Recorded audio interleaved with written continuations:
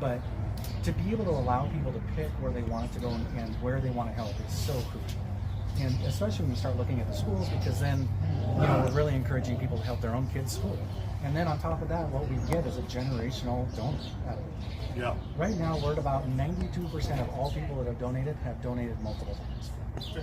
So Can you describe kind of like the gap you're filling here? Because when I think of like what's available at a food pantry or a food bank, it's not often meat, but yes. So I think the biggest gap that we're providing actually is just the inspection. So in Montana, we have great people. We have one of the best states in the union, if you ask me. And we have people that believe in trying to help each other. But if you think about it, before this program, if somebody wanted to help donate an animal to their school or somebody else, they would have to call their local plant. They would have to try to get them in. Most of the times they'd have to pay for it themselves, and they would have to haul and deliver. Now, when they want to do that, they call me, we take care of everything from there. It's that simple. And they're getting, the food bank's getting USDA inspected meat. Exactly. So there's no restrictions on how it can be Yeah, distributed or absolutely. used. Or It can go anywhere, it can go to schools, it can go, and it really, so even the bison, so we could slaughter bison without inspection, but we do everything under inspection. So if they even want to take it to a school, there's absolutely no issues with where it goes. Once it leaves here, people can take it in. And then you're able to solve problems like these hogs. This was a problem. It was Department of Livestock that had the Yes. problem. Yep, Department of Up in Livestock Malta, yeah. where these pigs were being raised domestically and they got out. I don't know. Yeah, the guy stopped taking care of it, just let him go.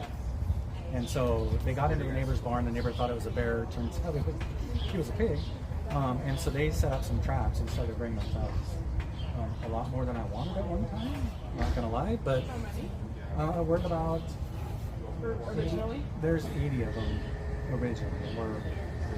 It was kind of one of those projects where I already had a lot of stuff in here that we were doing. We had a lot of sheep and cows and stuff. So this week is like the first week we really got to focus on that.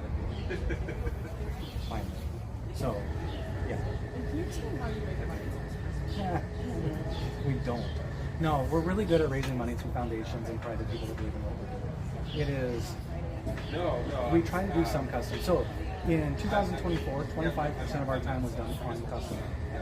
I am going to guess. You get paid for that. Right, custom meaning we charge people. So like if the governor had a cow that you wanted to sell at the food market, we would do it at the inspection, we could sell it. And so 25% of our time was spent on those. In 2025, it's going to be under 5%. We've had so many donated animals that I've had to push away a lot of people and be like, we have to stay.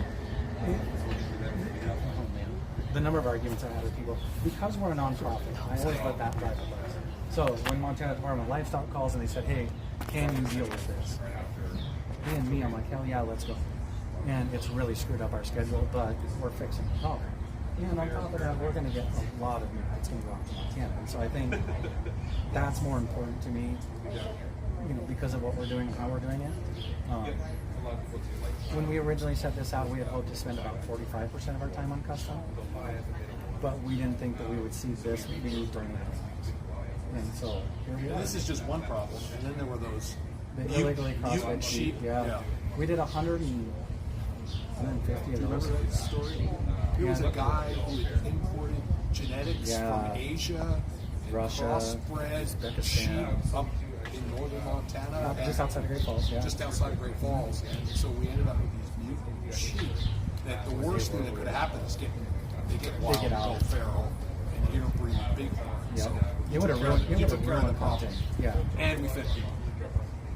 Yeah, I think we did, I would say like almost 5,000 pounds of meat out of those things. I mean, we did a lot of those. Yeah. Anyway.